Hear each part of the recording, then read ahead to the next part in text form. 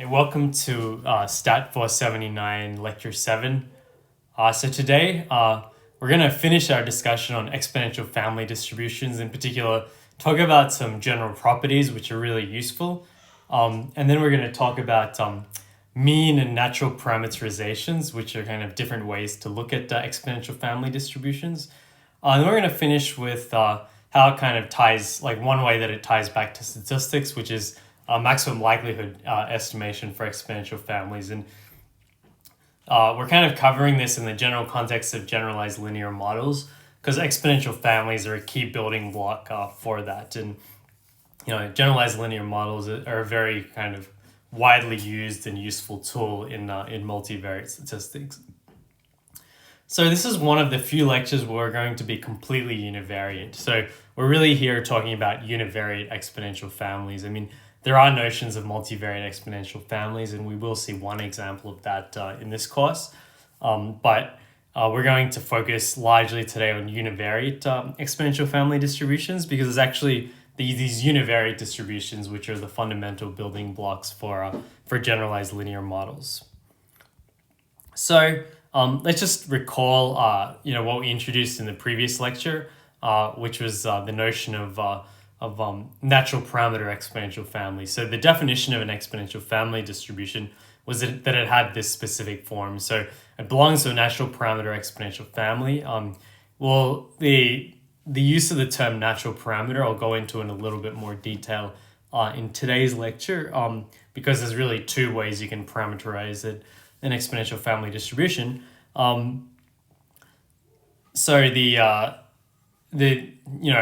If we look at the exponential family distribution, that has the form given by this. So there's really kind of four key components here. So it's called exponential family because you can see the exponential there. So there's the base distribution or base measure, which is a function of y. Then there's the natural parameter, which is just theta. T of y, which is a sufficient statistic. Why it's a sufficient statistic, why the term sufficient isn't super important. The main thing to kind of take out of it is just a function of y that you multiply by theta. And then you have this log partition function a of theta, and we'll see that this a of theta actually carries a lot of information and is a very important aspect of this distribution. And so we saw a couple of examples which we're going to go through again because it doesn't hurt to kind of see these examples in action. So we saw the Bernoulli distribution, which kind of has this, it can be written in this way, which is, y is in 0, 1. And so we can kind of write it as p to the y times 1 minus p to the 1 minus y. Because, if you plug in y equals 0, you're going to get 1 minus p. And if you plug in y equals 1, you're going to get p. And then we rewrote it in this exponential family form. So the way we did that was, to take an exponential, was take a log first and then take an exponential. And then you express theta as this function of p, theta equals log of p over 1 minus p, this sort of log odds ratio. And then we write it in this form. So h of y is just 1. There's nothing in front of the exponential. T of y is just y. And then this log partition function, a of theta, is just log of 1 plus e to the theta. And then you have this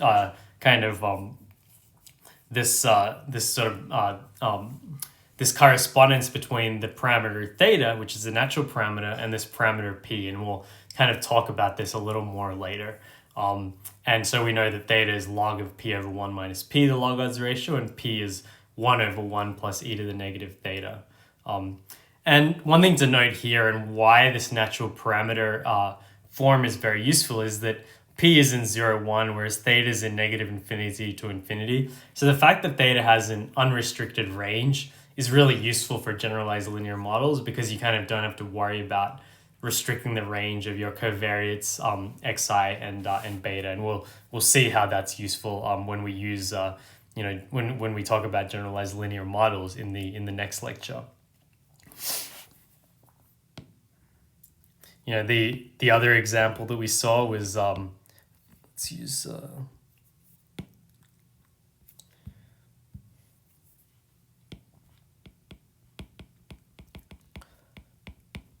So if we have the Poisson lambda distribution, we know that you can kind of express this distribution in terms of lambda as it's in this form. And then we also saw that we could write it in terms of the natural parameter form in the exponential family as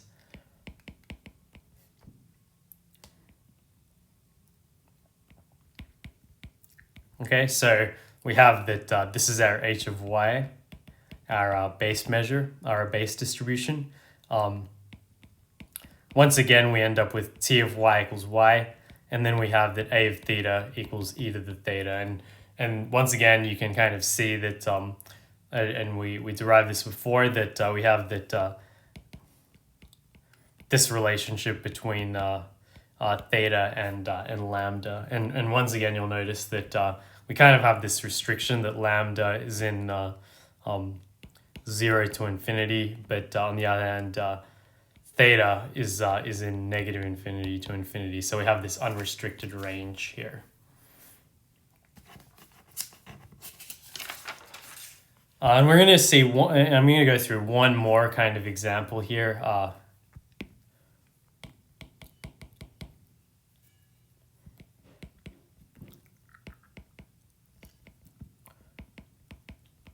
So we're going to look at the normal distribution, but we're going to treat sigma squared as known, and then mu is unknown parameter of interest.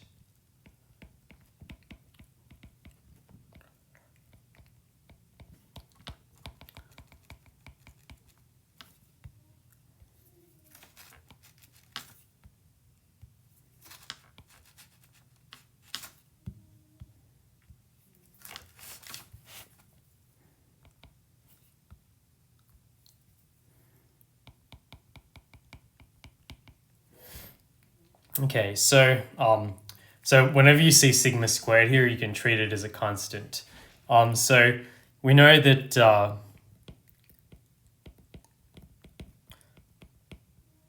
so the distribution for the normal just looks like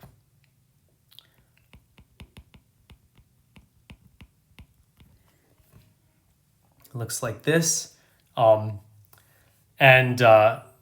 if you expand this out, you can write this as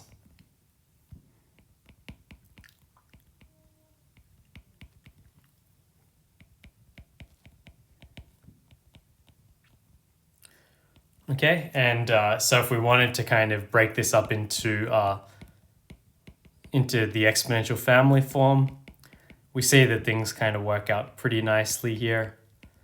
This doesn't depend on the parameter mu of interest, and then we have the part that depends on this should be a y here, sorry. Then we have the part that depends on both y and mu, so the -2 and the 2 cancel out, and so we get y mu over sigma squared, and then we get that this is minus mu squared over 2 sigma squared. And remember that we're treating the sigma squared as a constant, so you can think of it as 1 or 2 or any other constant. So what we have here is that our h of y is this base distribution is just the normal with mean 0 and variance sigma squared. It's exactly the PDF for that. And then if you just replace and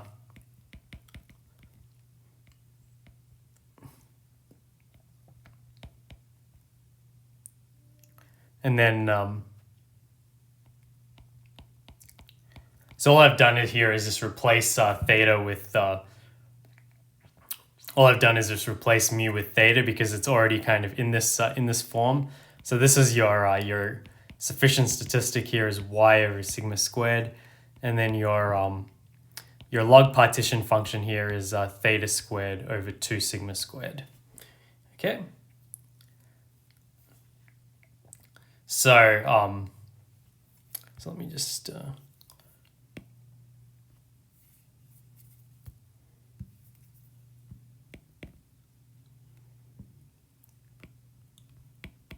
so this is your h of y.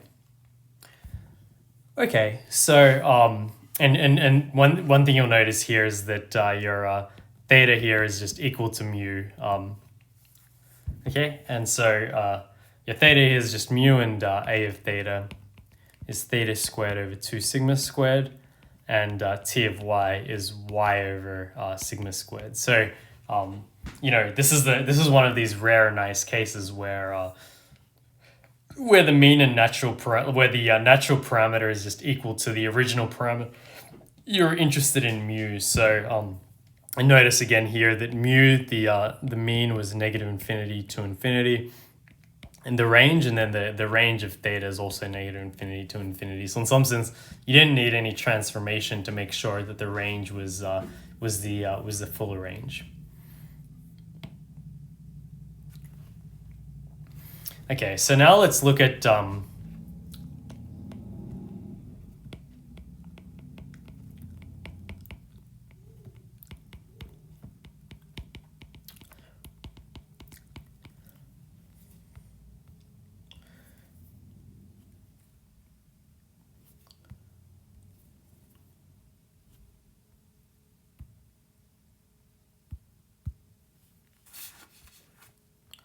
we're going to look at some general and useful properties. So it turns out that there's plenty of really cool properties of exponential family distributions, and I'm only going to kind of skim the surface of what those are. There's a lot more that I'm not going to go into. I'm mainly going to focus on the ones that are relevant for this course, but I encourage you to kind of look and kind of read more. But they're going to see that there's a number of very useful properties that allows us to do calculation and computation, and get some good intuition about kind of what's going on when you're trying to use these, either in a statistical setting or in this generalized linear model multivariate data setting that's going to be relevant in this course. So I'm going to just state these properties. The first property is that if we let mu be equal to the expectation of t of y, so remember that t was the sufficient statistic, that is always just going to be equal to a prime of theta. Okay, so remember that a was this log partition function. So this is where we're going to try to be really general, and that's why remembering these terms, the sufficient statistic, the log partition function, and so on, those are going to come up in these general properties here.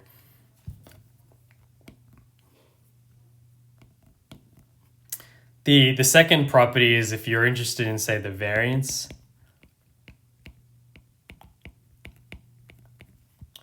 That actually just equals to the double derivative, so a prime prime of theta.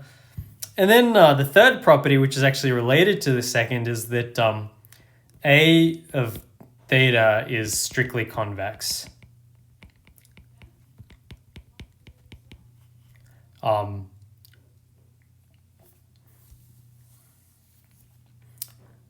So notice that both mu and sigma squared are functions of theta, but a of theta is strictly convex, meaning that what that means is that the double derivative is bigger than 0 for all theta. And that sort of, that's why the variance always has to be bigger than 0. And so, naturally you have that a prime prime is strictly convex.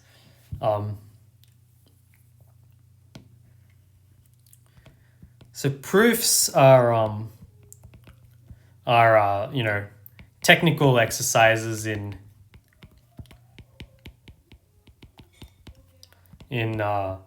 calculus. So it's, you do a bunch of integrations and differentiations and, reverse the order and things like that. So I'm not going to kind of go through them, but you can.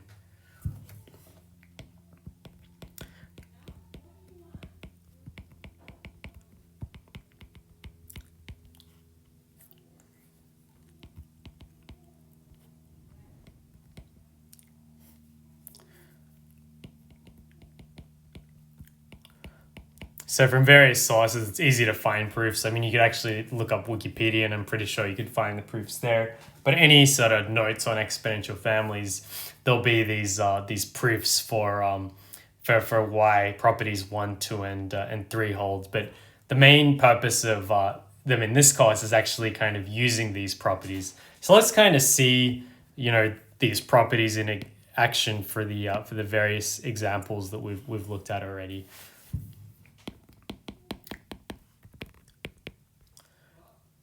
So we're going to start with this Poisson, or the Bernoulli. This was the first one we looked at. So let's see what sort of happens there.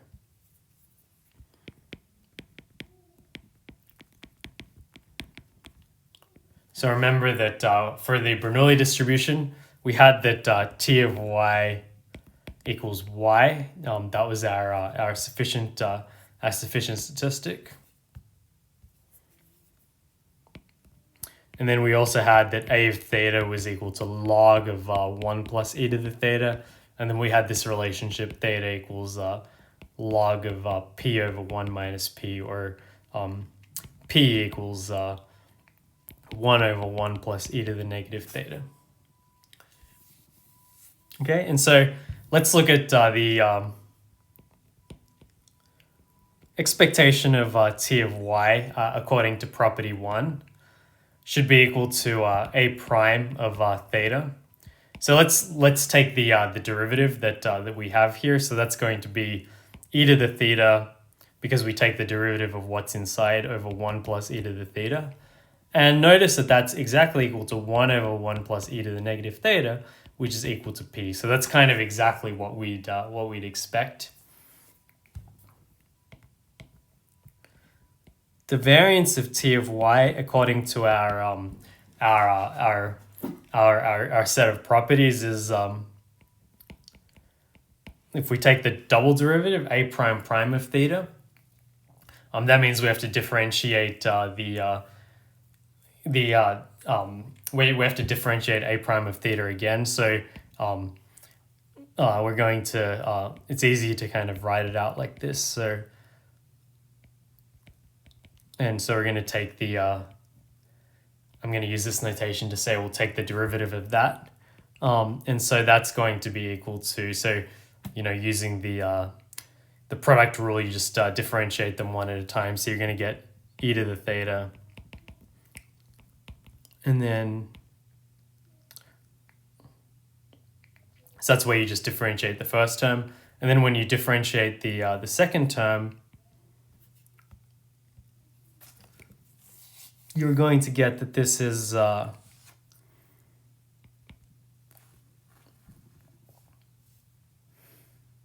or it's going to be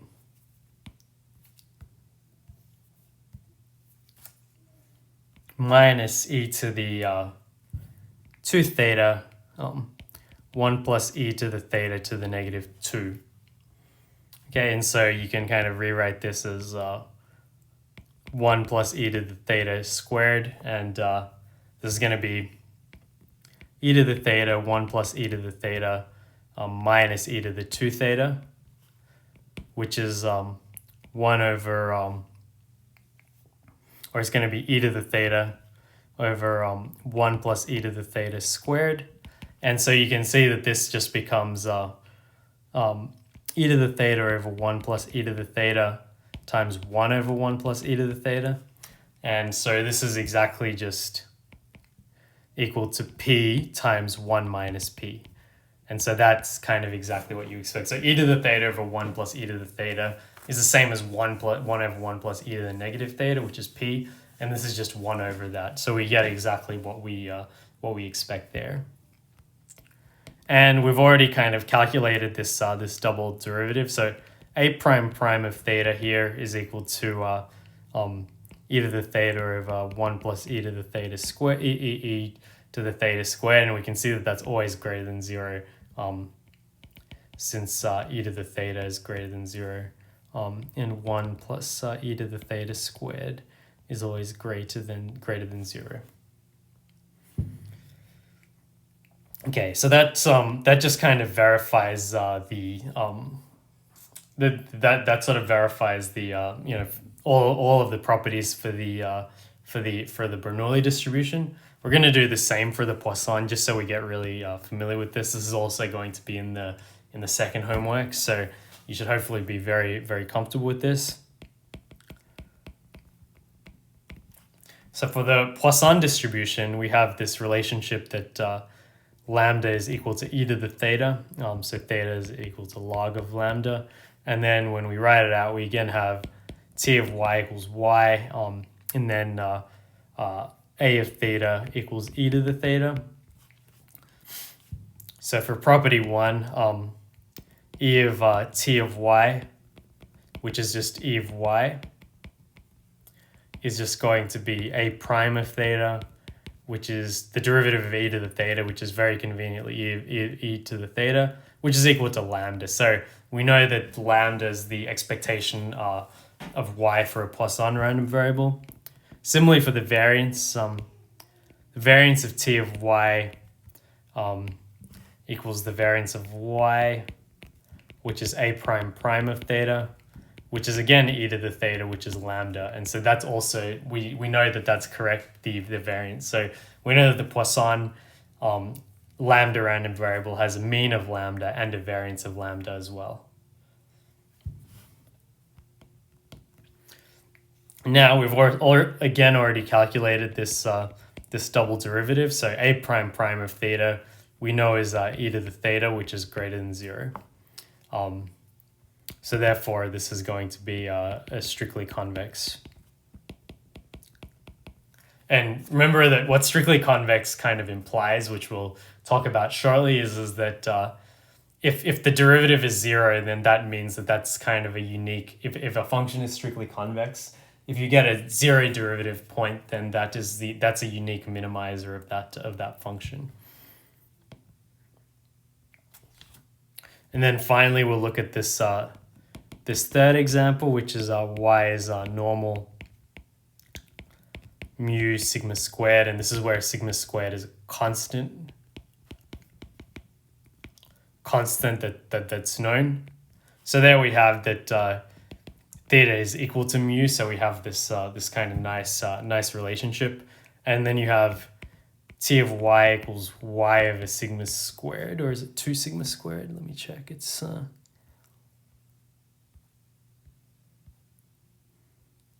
yeah, t of y is y over sigma squared, and a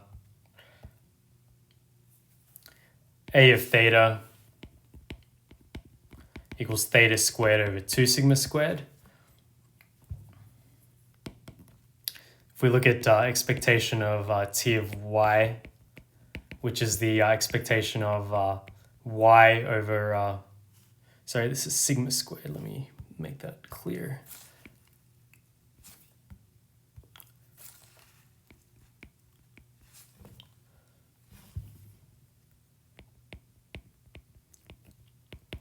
And so we know that that's going to be a prime of theta, which is, we know that that's just going to be, sorry, there's another error here. It shouldn't be a 2 here.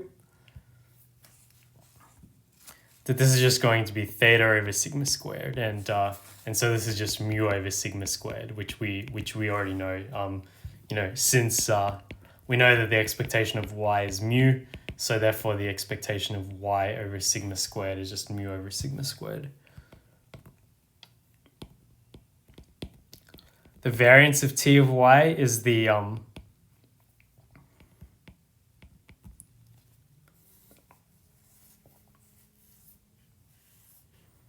is going to be the variance of y over sigma squared.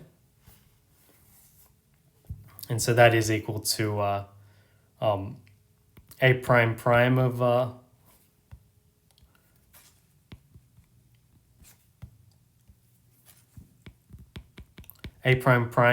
theta. And so this is going to just be exactly equal to 1 over sigma squared. Okay, and that's kind of what we know. But and this is also correct because we know that the variance of y is equal to sigma squared. So therefore the variance of y over sigma squared is just going to be 1 over sigma to the 4th times variance of y, which is 1 over sigma squared. Okay, and so once again we can see that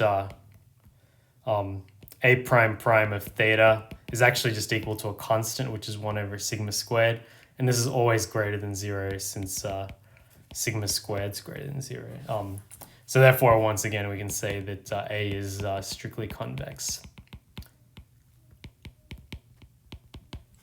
Okay, so it was just a bunch of exercises in calculus there to verify those assumptions, but we're going to see that those are really useful.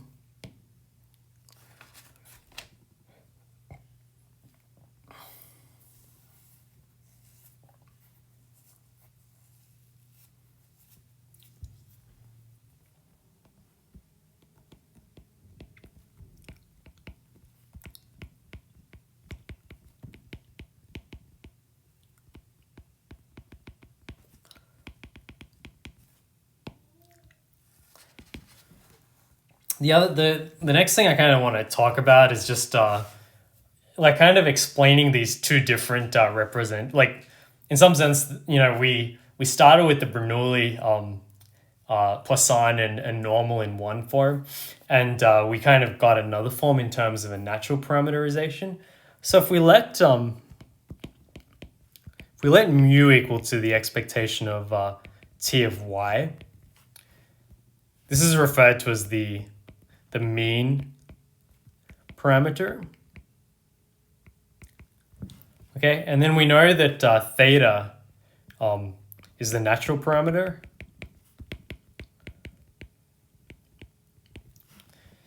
And then we also know that there's this relationship that mu is equal to a prime of theta. And therefore, and so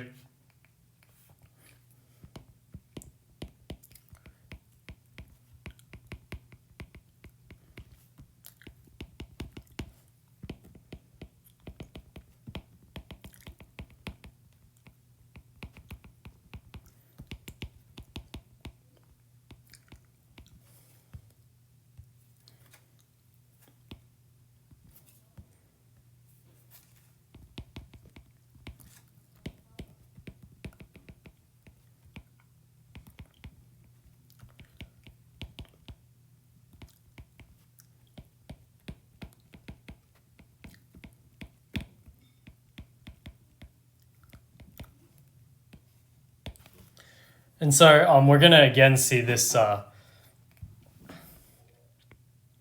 with our examples.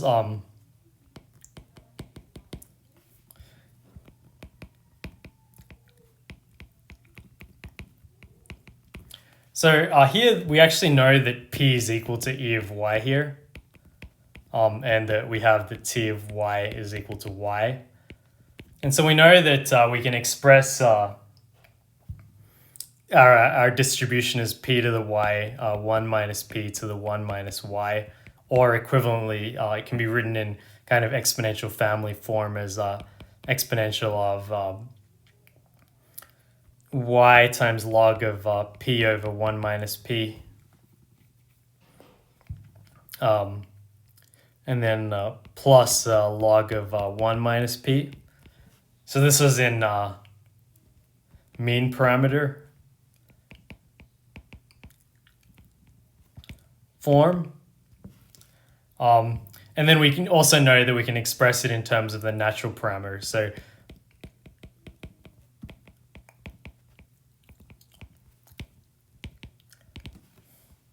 which is that we use this relationship that y is y theta minus log of 1 plus e to the theta.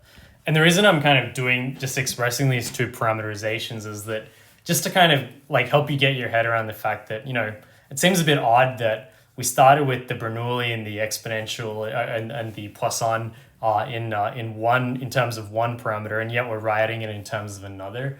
The reason we do that for generalized linear models is because we want the natural parameterization, because that allows us to place no restrictions on our theta, on our natural parameter, which helps us in this multivariate regression context. But I'm trying to sort of reconcile these two different parameterizations. So you can see that we have this relationship that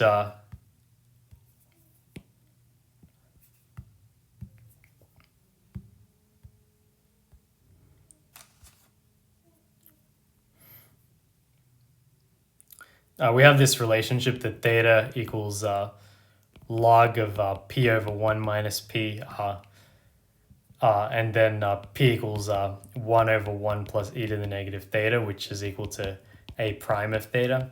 So you can think of this theta equals log of p over 1 minus p as kind of the inverse of this a prime relationship.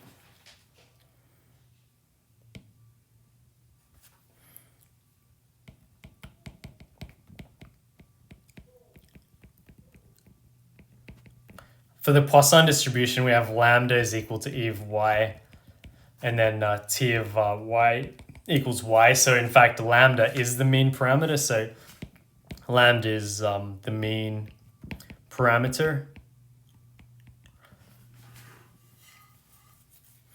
And so we know that we can express the distribution as, p lambda of y is 1 over k factorial exponential of, it's going to be y log lambda minus lambda. Okay, so this is exactly the same as it's exactly the same as e to the negative lambda to the y over y factorial. I've just kind of expanded it out to make it look similar, and then to what we see for the exponential family. And we can obviously see that you can kind of write this out in the natural parameter exponential family form as in this way. So the natural parameter form is also, as we see, going to be really powerful, because we note that theta here is like the function of your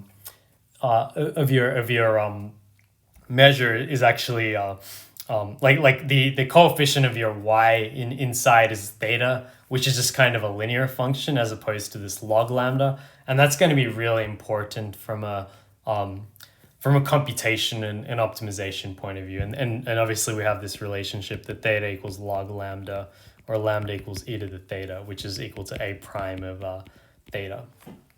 Okay, and so once again we can see that there's these two different parameterizations. This is the mean parameterization, and this is the natural parameterization. And then for the normal, things actually work out pretty nicely, because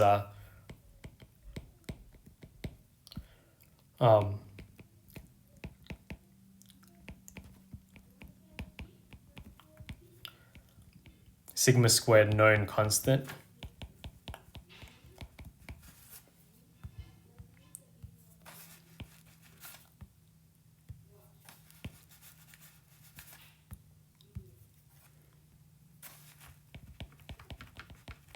So sigma squared is a known constant. We know that theta is actually equal to mu. So and we know that mu is equal to e of y. So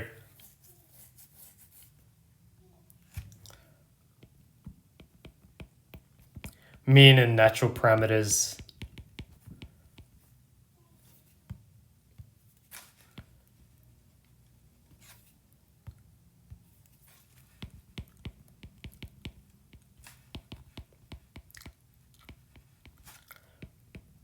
equivalent up to constant.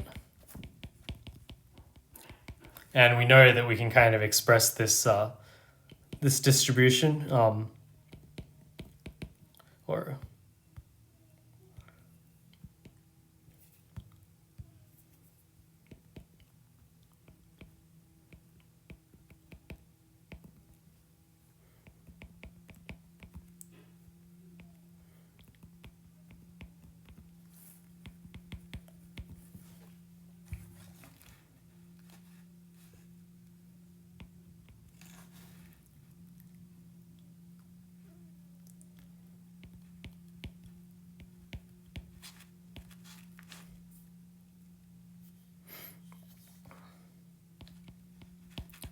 okay, so we know that we can kind of express the this is the mean parameterization, And then the natural parameterization is just equivalent.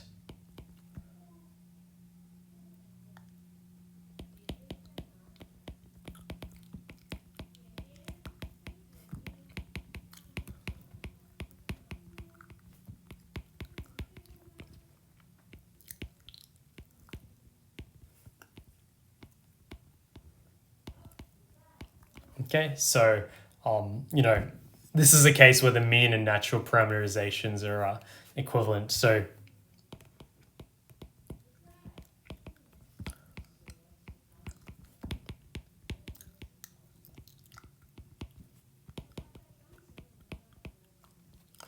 and I think from an applied point of view, so let me just sort of conclude here. So this holds more generally. So we've kind of focused on these three distributions here because they're kind of the easiest to kind of unpack, and they're also going to be very useful from a generalized linear models perspective, but holds more generally. So for example, exponential distribution,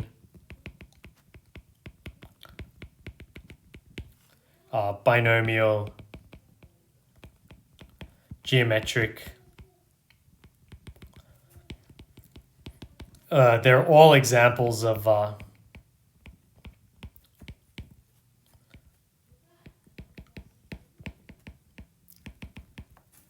exponential family. And then just to talk about these two different parameterizations. So we'll say that the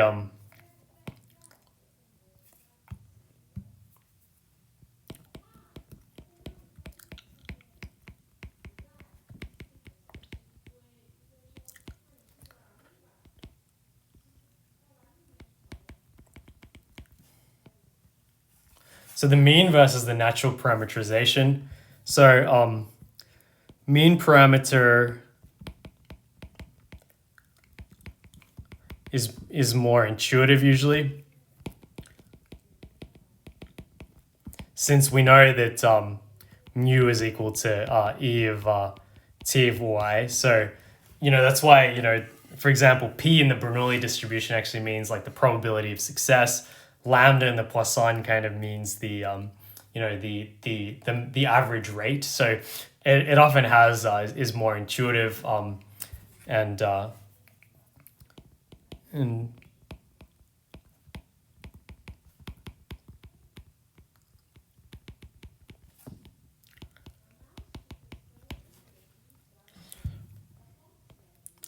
natural parameter, and the reason why this is going to be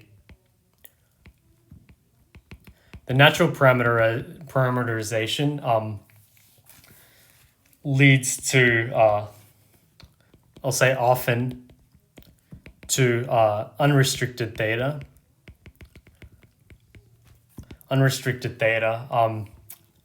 And much easier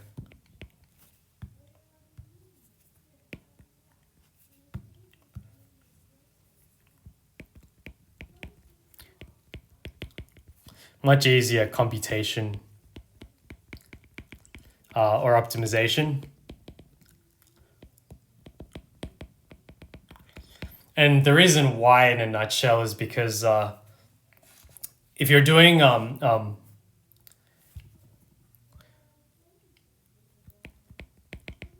since a of theta is convex, then we know that obviously like a of theta minus t of y times theta is also convex in theta. So this is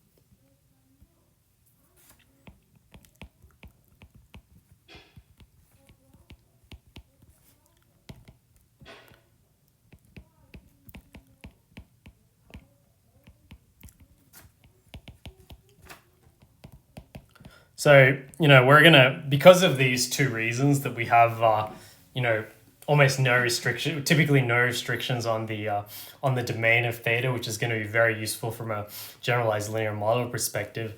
And the other probably more important reason is that this leads to much easier computation because A of theta is convex, which means that A of theta minus T of y times theta, which is going to come up as we'll see shortly in maximum likelihood estimation, that's also convex.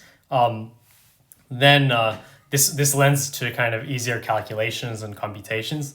So we will focus on this natural parameterization here, but I want to mention that you can always translate back to the mean parameterization because you can always kind of use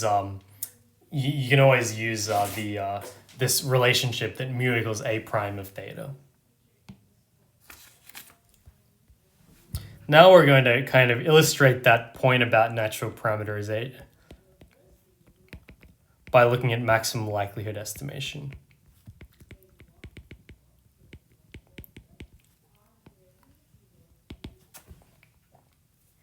So we're going to see that we can do this actually for both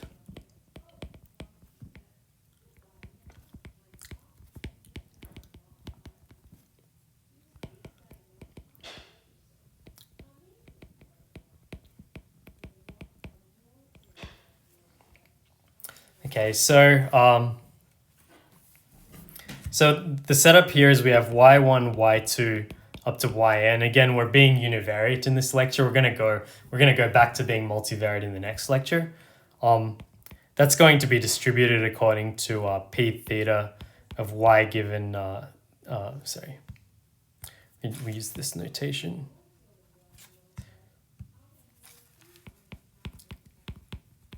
Given theta, and we're going to assume they're independent.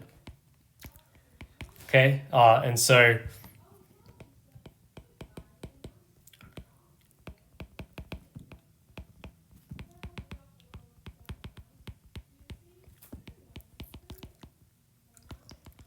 find maximum likelihood estimator for theta, and we're going to call that theta hat ML.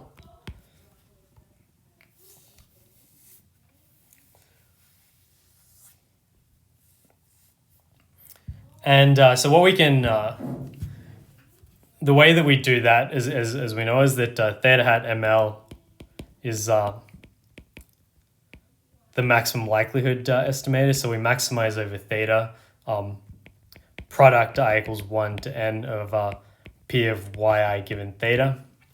And so this works out to be pretty nice because we have this this exponential family form.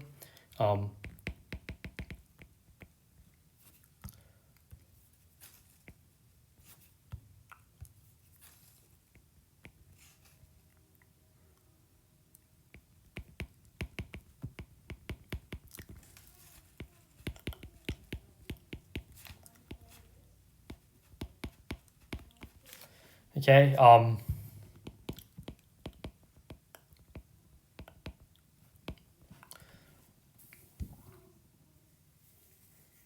And this is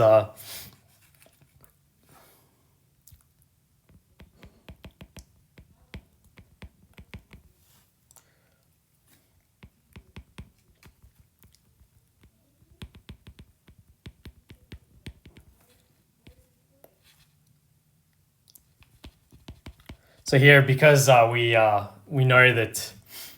So to be clear here, let me just write this a little bit more clearly.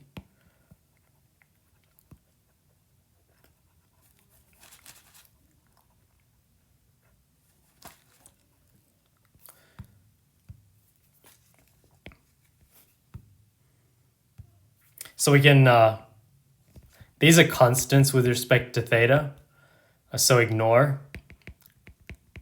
And then we can kind of write this out as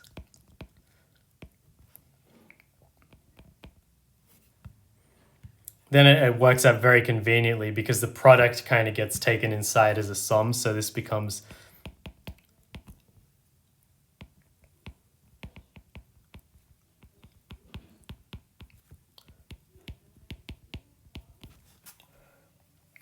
Okay, and once again, we're going to do what we typically do with maximum likelihood, which is to take the negative log, which makes this an argmin because we're now going to be taking a negative. And so this is going to be equal to n times a of theta minus theta times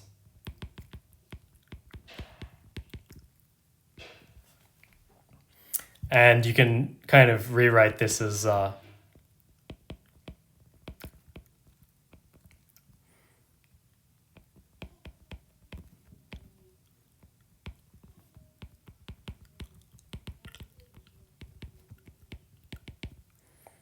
okay.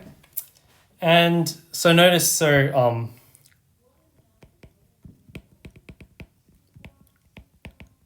find theta hat ml, we can simply differentiate, and set to 0. So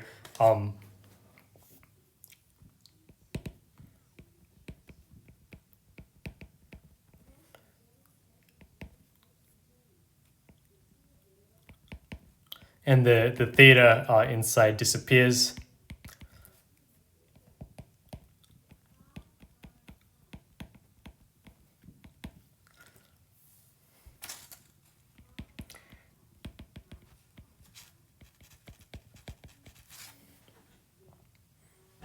Okay, and so we know that a prime of theta hat ml has to satisfy this equation. And so how do we know theta hat ml is maximizing likelihood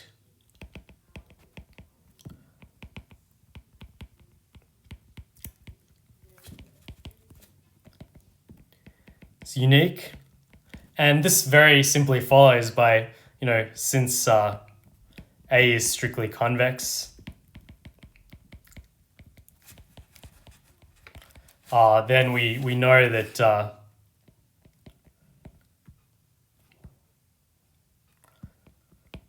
because we have A of theta minus theta times, like when you have a strictly convex function and then add or subtract a linear function, this is also strictly convex.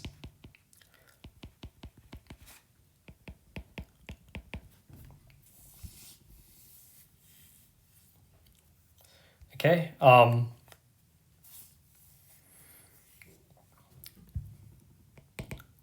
Therefore, theta hat ml is unique maximizer of likelihood, or you could think about it as the maximizer of the likelihood or the minimizer of the negative log likelihood, whichever you prefer.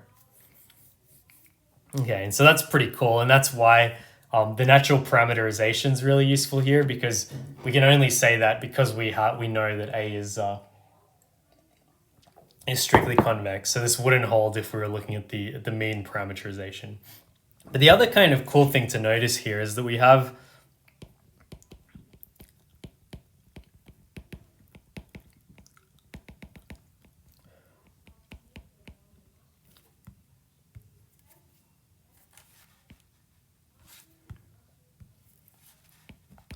but also remember that we have these relationships.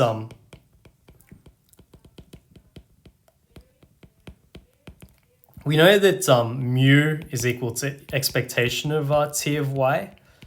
And then we also know that mu is equal to a prime of theta, right? So what this is actually telling us is that, and we also know that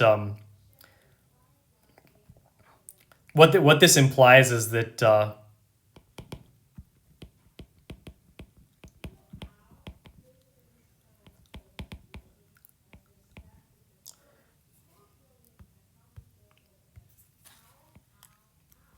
is a prime inverse of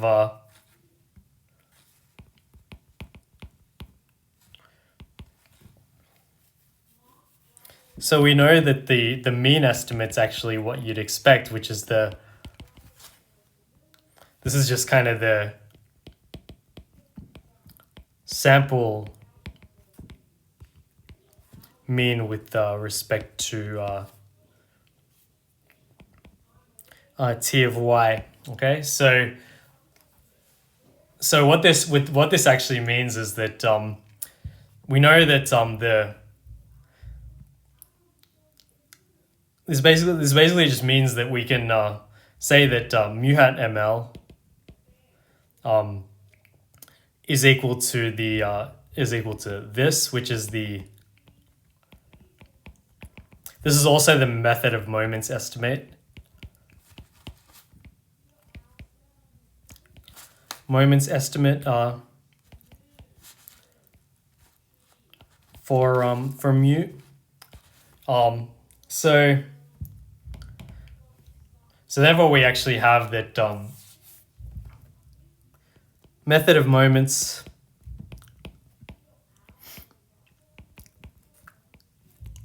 and maximum likelihood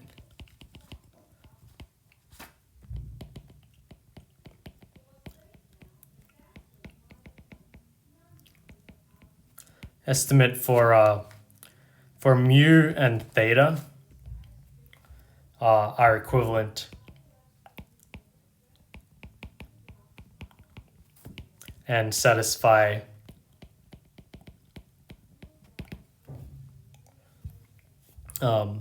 we know that mu hat ml equals mu hat mm, which is 1 over n. It's just taking the sample mean here. And then we also know that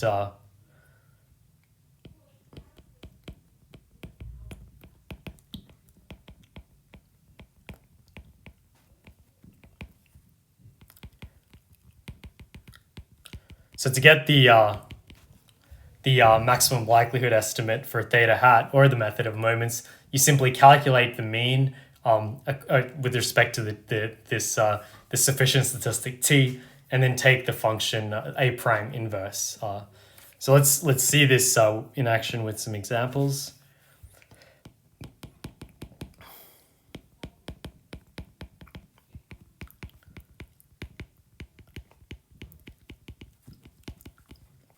So for x1 through to xn is Bernoulli P, or let's say y1. Yeah, sorry.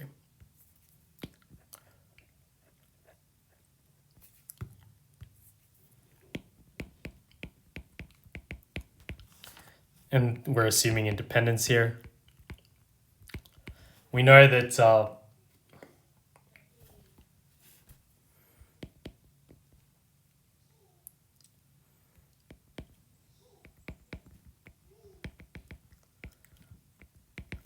and so we know that t of y is y in this case. And so that's just y bar. And then so you know that, and this is actually, so p hat ml, which is also p hat mm, is just y bar. And then therefore we know that our theta hat ml equals theta hat mm is just going to be, a prime inverse of y bar, which is just log of y bar over 1 minus y bar.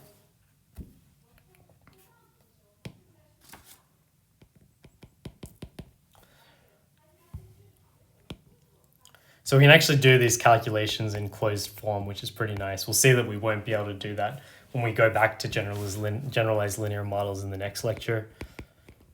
We'll do the same thing for the Poisson.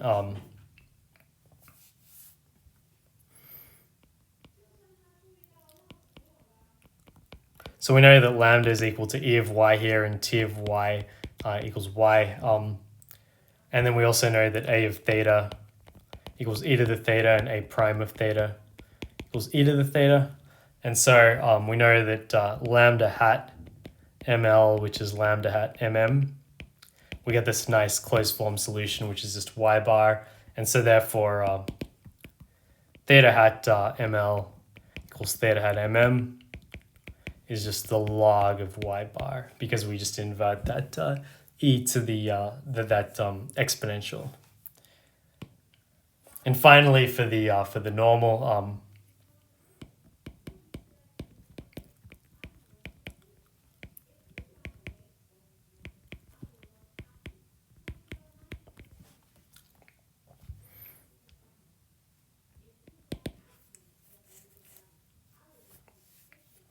we know that mu hat ml equals mu hat mm equals y bar.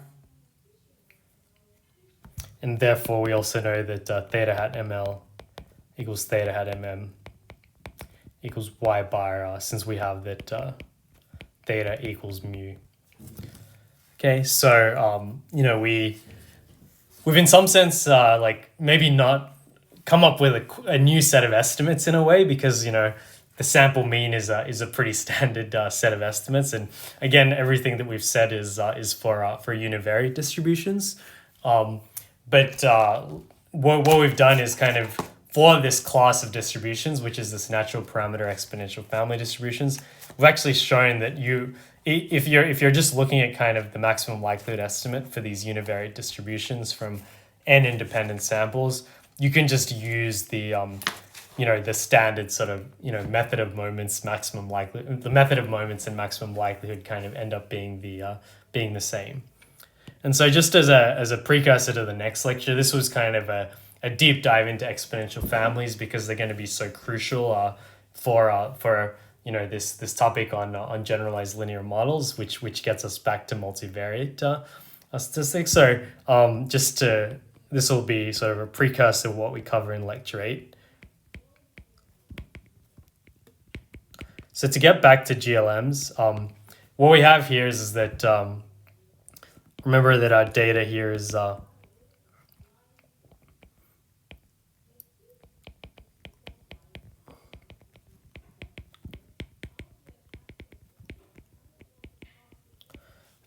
we have our data here, and so what we have is that yi is basically distributed with an exponential family distribution.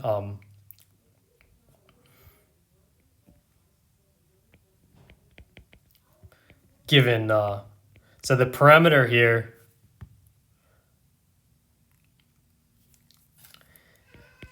and so what this is just basically just saying your theta of I equals to summation j equals 1 to p of xji times bj, and so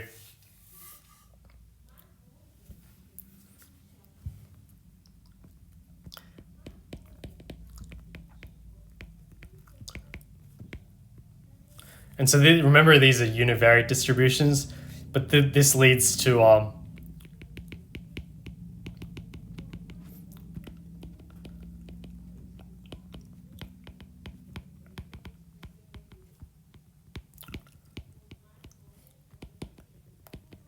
so this is going to lead to a multivariate approach for different data types, and we're going to cover that in detail in the next lecture.